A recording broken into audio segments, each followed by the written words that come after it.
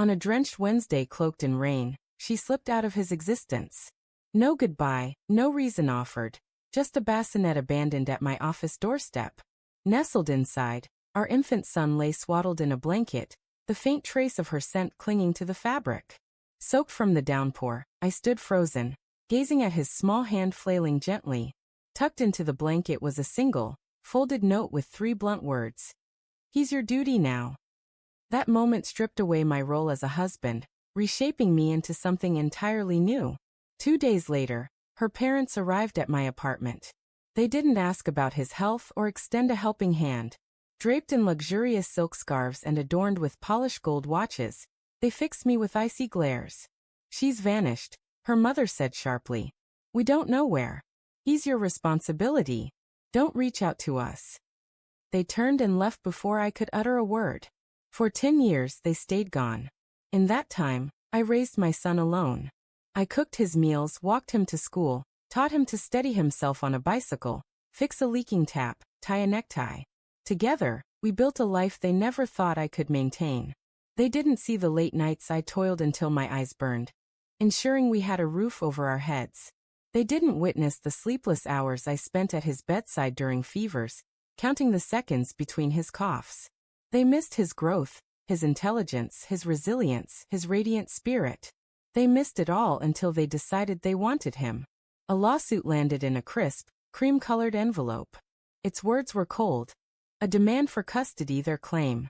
They accused me of intentionally and maliciously keeping their grandson from them, of turning him against them, of being an unfit father.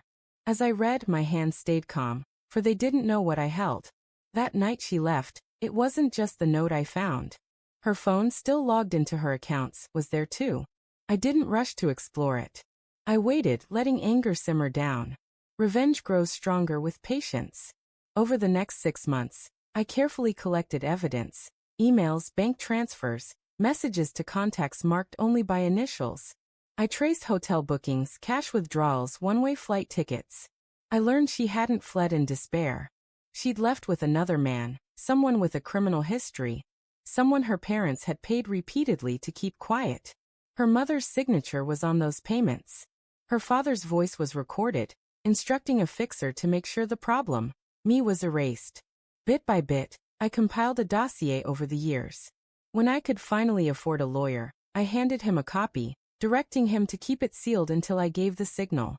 In the courtroom, I faced them, her parents, pristine and composed, flanked by their expensive legal team. My son sat in a nearby waiting room, drawing superheroes, unaware of the fight unfolding. Their lawyer painted me as a bitter man, hoarding a child out of spite. I let him talk, knowing triumph silences speeches. When my turn came, I rose and passed the sealed folder to the judge. It carried the weight of years of truth. He opened it, read the first page, then the next. By the third, his eyebrow arched. He leaned back, studying me over the file's edge. "Do they know what you have?" he asked quietly. I nodded. A hush fell.